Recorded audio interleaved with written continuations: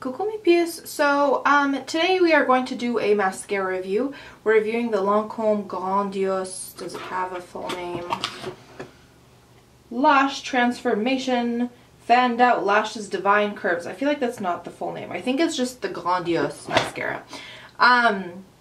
So full disclosure before we launch into things, this is the first product I will ever review on my channel. Yeah, to this point, it will be the first product that I ever review that I have not paid for out of pocket. This was actually sent to me for review, and I will explain all that good stuff for you. If you don't want to hear this whole disclaimer, I'll put down below the point at which the actual review starts. Anyways, I signed up for this thing called Influencer. It's influencer.com. I will put the link to the website down below. It's not like an affiliate link or anything. I don't have an affiliate link. It's just this website that you can sign up for, so I'll put it down below. I didn't really know much about it. I'm still sort of a little bit confused about how all the things work out on it, but basically I signed up. You like link all your social media, so Instagram, YouTube if you have it, Twitter, all that kind of good stuff, and they award points based on that first and foremost.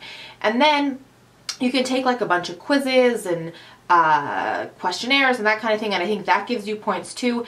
And then based on some weird formula that they have, you qualify for different kinds of boxes. So I had first seen this with a couple of like bigger bigger as in like they have more followers on Instagram and YouTube. I'd seen them get a bunch of boxes that had a lot of different things in them, but I've also seen friends of mine that don't have that big of a following get boxes. So I just signed up.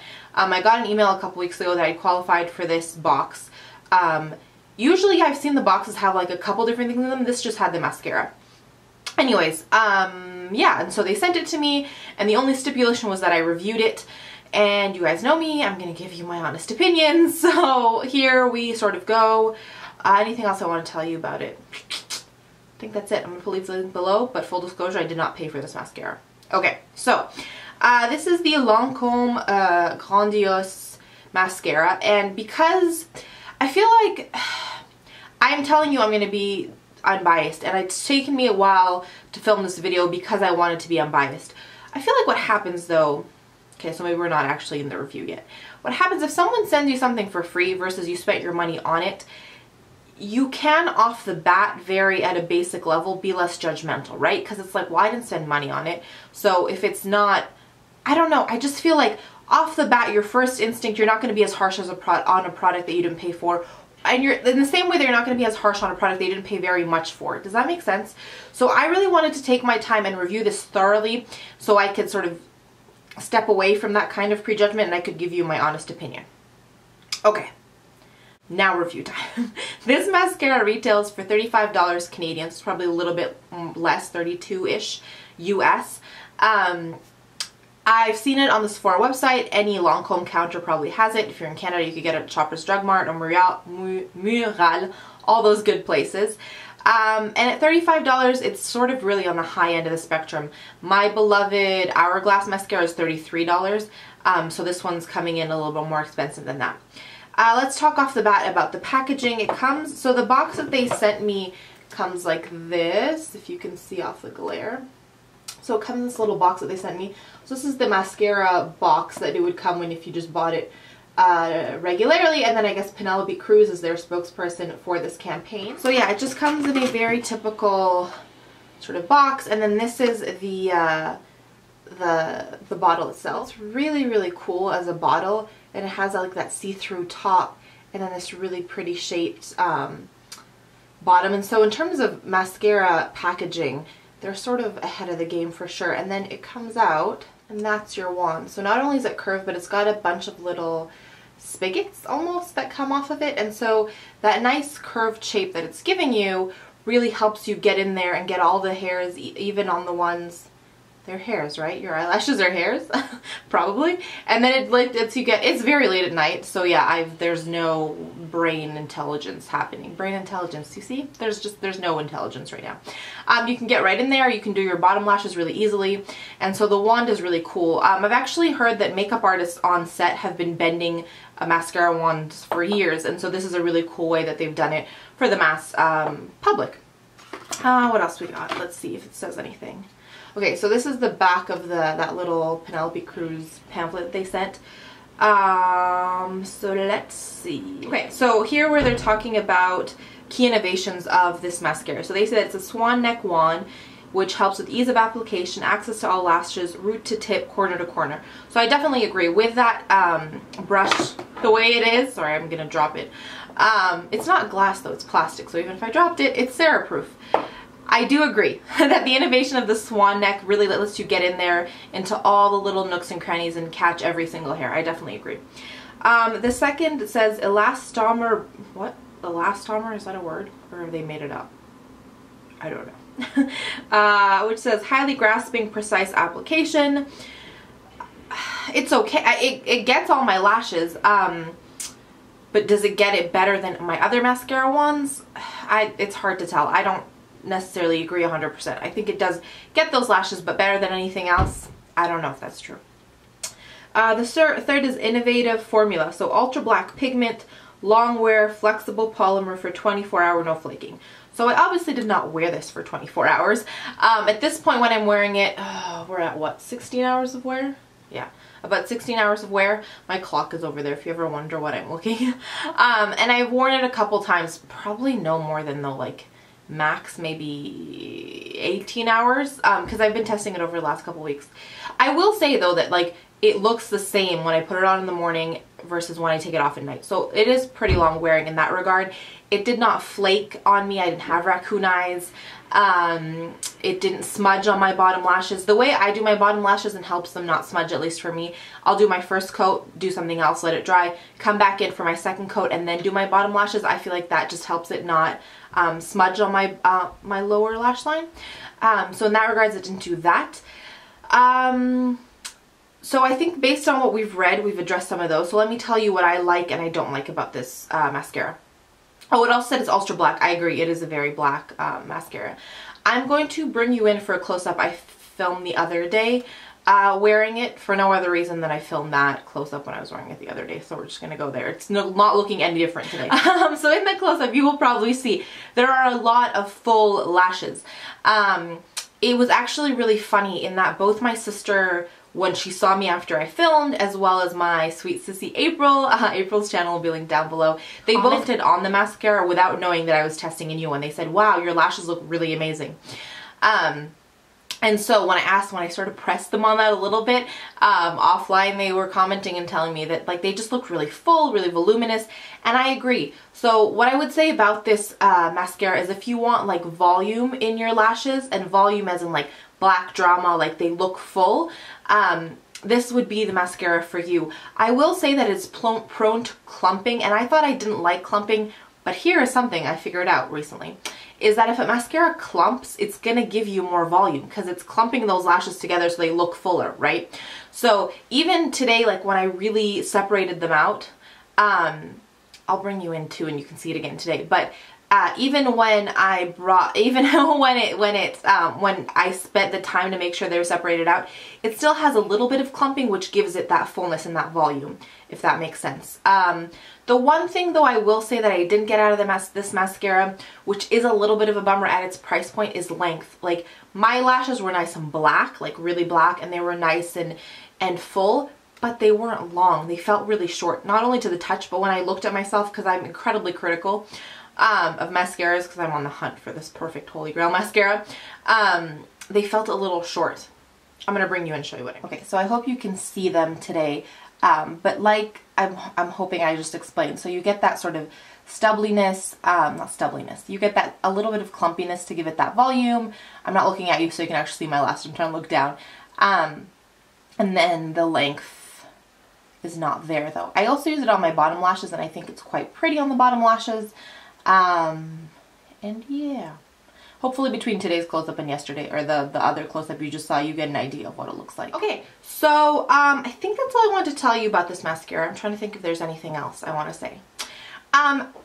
Because my only gripe, so to speak, about it is the lack of length, what I am going to do is I'm going to start wearing it with my Dior Lash Priming Serum. Can't remember the full name of it. I'll link it down below. But that guy gives me length like nothing else. So I think I know the times I've worn them together with that one, it just gives me the length and the volume I want, so that combo is amazing. I didn't put the primer on before today just because I want to show you it the way it looks.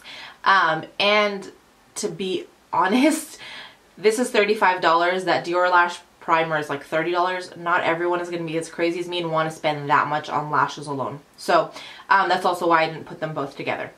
Now, the big question, would I repurchase this on its own?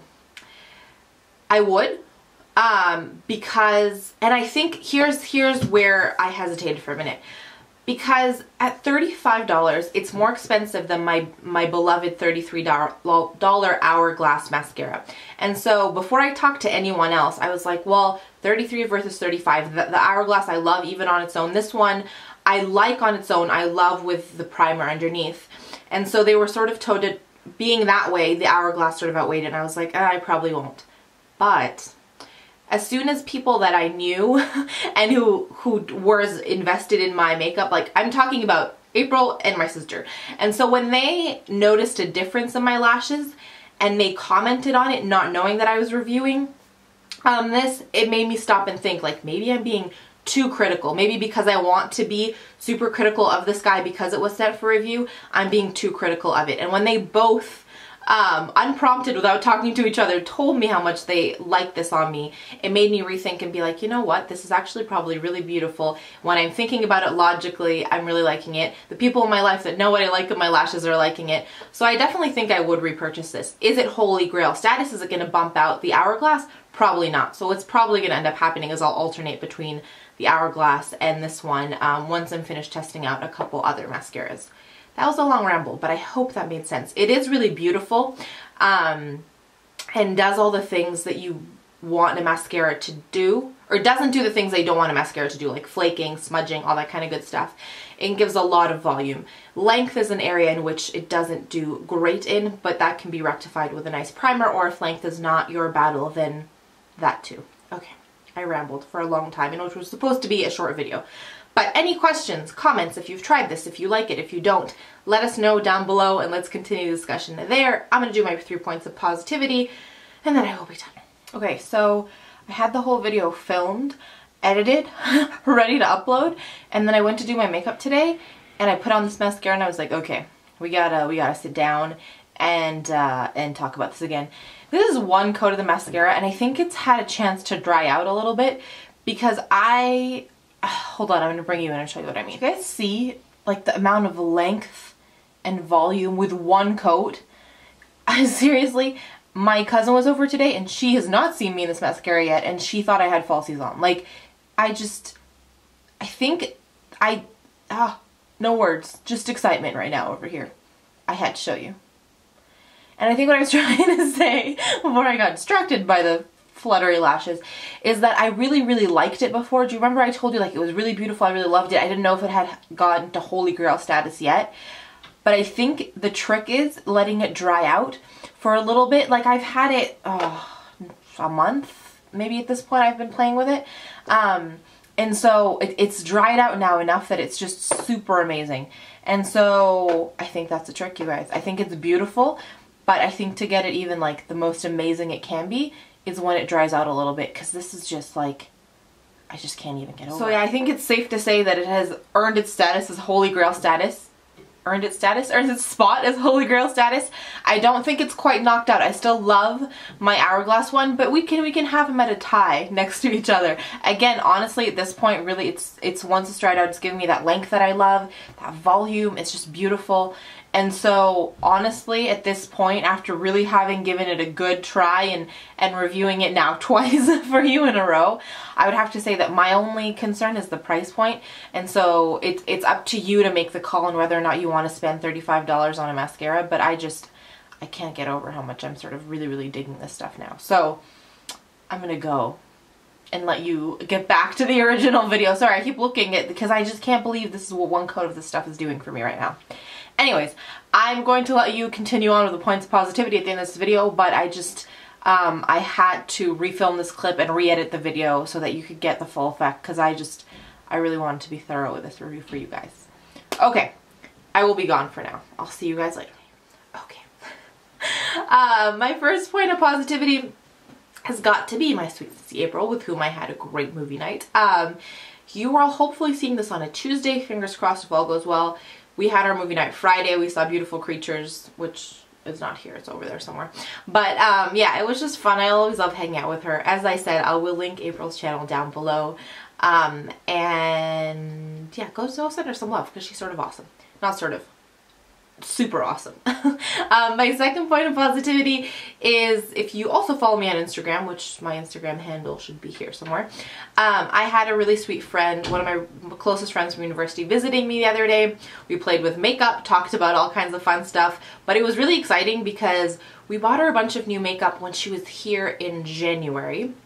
It is now September. I don't want to talk about the fact that it's September. But she finished like a whole thing of foundation, a whole thing of Pro Longwear concealer, an Hourglass ambient lighting powder. She's hit massive pan. That was a weird way to say massive. I think I was like thinking ahead anyways. She's just hit massive pan on her Benefit Rocketeur blush. I don't hit pan on anything because I have so much makeup, so seeing someone else hit pan on stuff and finish stuff was really exciting. So yeah, it's just been fun to play with makeup with her and see that she's really enjoying the stuff that we picked out and talked about, all that good stuff. That was stuff quite a few times in one sentence. April, if you're watching, this is another hot mess of a video and I hope you are enjoying it. And then my third point of positivity is this great bracelet I'm going to show you that I picked up at the thrift store, also while my sweet friend was here, but I think it's just awesome. You guys see this? Isn't that the most amazing? Can we put it, wait, hold on. I'm so weird. It's just a little bangle bracelet, but, or not bangle, sort of like a bangle. I'm going to be able to put this on. Isn't it the coolest thing ever? It was made for me, I swear. So I've been really loving it, and it's just been bringing me a lot of joy. And it's awesome. So that's what's been making me smile today. Let me know what has been making you smile. I was really grateful for this awesome opportunity to review stuff. Yeah, it's just fun when you're sent things, so I can review it for you guys and we can share and all that great stuff. Yeah, so this is the first time everything's ever been sent to me. It was an exciting new opportunity. Hopefully there'll be more in the future, but who knows. Even if there are not, you know I'm going to buy a lot of makeup and review it for you anyways. And that is it for me today. I'm going to stop rambling and I'm going to go wash my face and go to bed. But before I do that, I want to thank you for being here, send you tons of love, and remind you that life is just too short to wear boring lipstick. Bye guys!